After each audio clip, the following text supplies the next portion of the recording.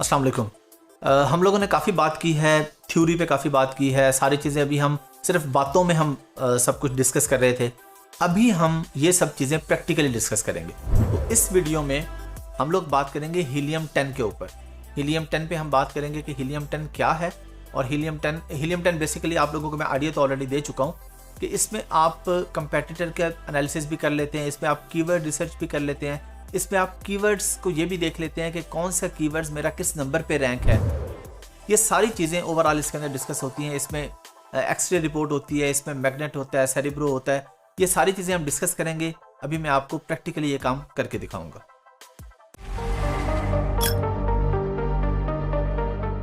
हम गूगल पे लिखेंगे सिंपली हीलियम 10। हीलियम 10 लिख के हमने एंटर किया, हमारे सामने ये हीलियम 10 आ गया। अच्छा, सबसे पहले आप लोगों ने इसका सरफेस देख के ना ये नहीं सोचना कि जी ये क्या चीज़ है, मुझे तो ये समझ नहीं आएगी।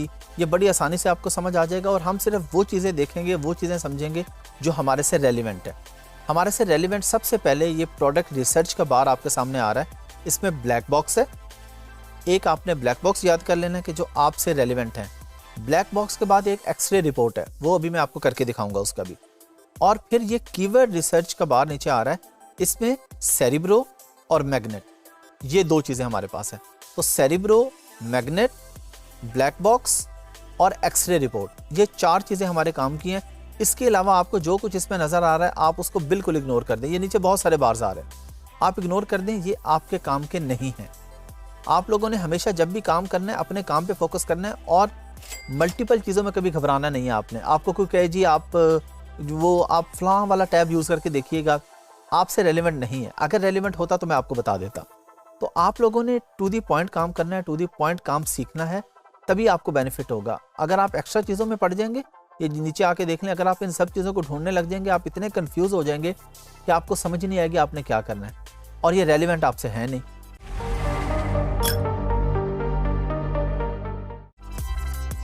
हीलियम 10 हमारे सामने यहाँ पे ये एक्सटेंशन के अंदर ना हमारे पास यहाँ पे शो हो रहा होगा। अभी तो नहीं हो रहा हमारे पास, तो हम पहले ये सीख लें कि हमने हीलियम 10 यहाँ पे लेके कैसे आना है। क्योंकि हीलियम 10 यहाँ पर आएगा तो हम एक्सरे रिपोर्ट और सारी चीज़ें वो मैं आपको प्रैक्टिकली करके सिखाता हूँ। अभी हम हीलियम 10 को बंद कर देते हैं एक दफ़ा।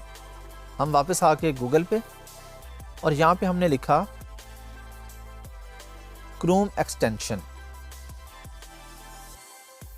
ये हमारे पास आ गया। हमने इस पर क्लिक कर दिया, ये हमारे सामने क्रोम वेब स्टोर आ गया। अच्छा, यहाँ पे हमने जाके सिंपली हीलियम 10 लिखा, ये हमारे पास आ गया हीलियम 10। तो हमने इस पर क्लिक कर दिया। अच्छा, ये हमारे सामने हीलियम 10 आ गया। इस पर फिर हमने क्लिक कर दिया और इसको ऐड टू क्रोम कर दिया।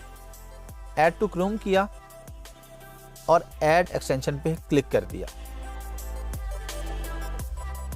अब ये हमारे पास एक्सटेंशन में ऐड हो गया है, लेकिन हमें अभी नज़र नहीं आ रहा। तो हम क्या करेंगे, हम ये इस पॉइंट पे जाएंगे और इस पॉइंट पे जाके हीलियम 10 को पिन कर देंगे।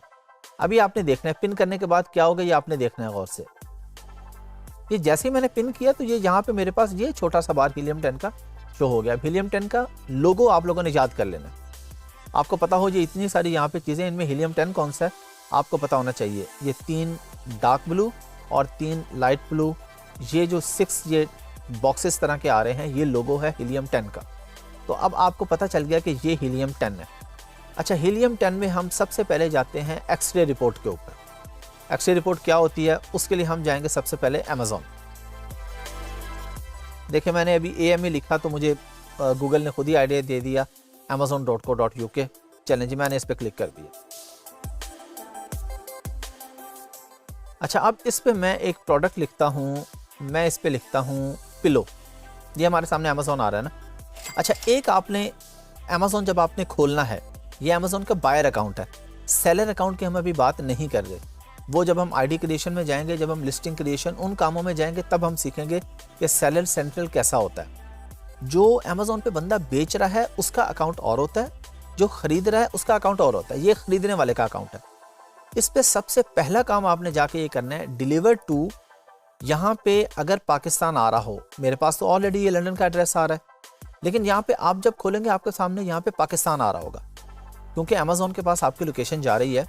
तो अमेज़ॉन आपकी लोकेशन यहाँ पे आपके हिसाब से दे रहा है कि आपको ये प्रोडक्ट पाकिस्तान में चाहिए।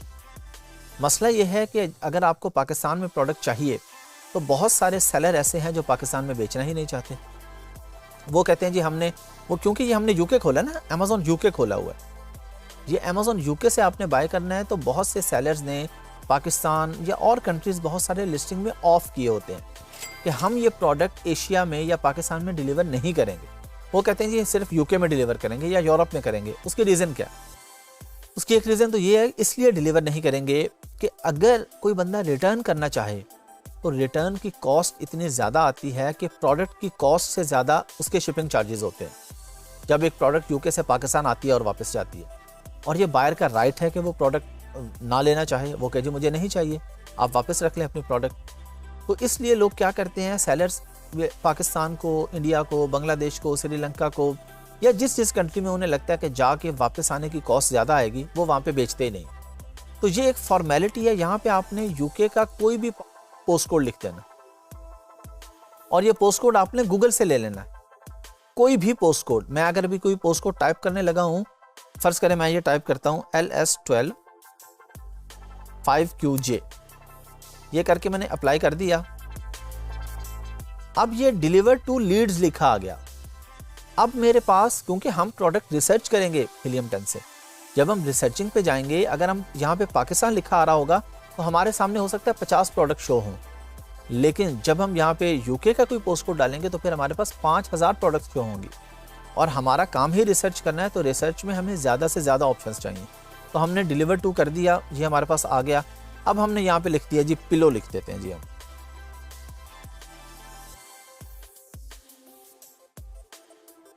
अच्छा, ये पिलो लिखा, हमारे सामने बहुत से पिलोज आए। अच्छा, अभी बहुत सी चीज़ें इसमें भी लेआउट में ऐसी होंगी जो आपको कंफ्यूजिंग लग सकती हैं, लेकिन कंफ्यूजिंग है नहीं। हम एक एक चीज़ सीखेंगे, जो चीज़ आपके सामने आ रही है और आपसे रेलिवेंट है वो आप सीखेंगे। अगर कोई चीज़ हम डिस्कस नहीं कर रहे, उसका सिंपल और क्लियर मतलब ये है कि वो आपसे रेलिवेंट नहीं है, और जब आपसे रेलिवेंट नहीं है तो आपने उस पर फोकस भी नहीं करना। अच्छा, हमने पिलो खोला, हम ये लिस्टिंग पे सारी चीज़ों पे बाद में बात करेंगे। हमारे सामने ये देखें, ये मल्टीपल पिलोज शो हो रहे हैं, ये लोग बेच रहे हैं अमेज़ॉन पे।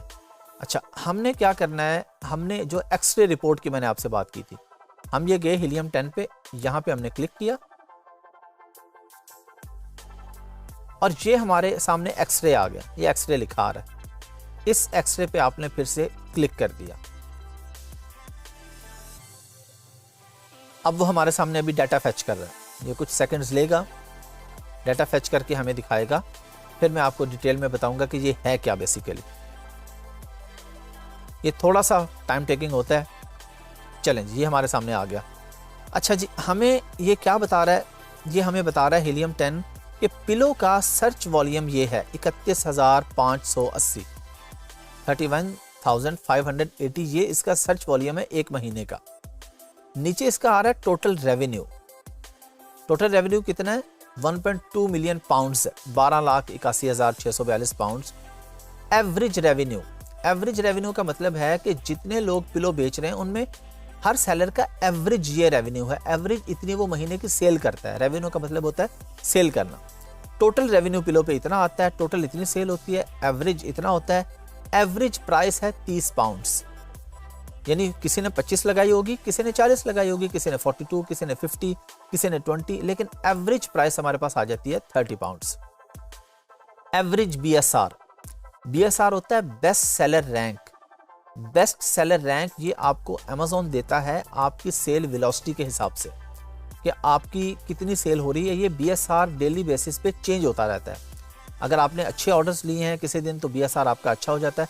BSR का रूल ये है कि जितना कम होगा उतना अच्छा होगा।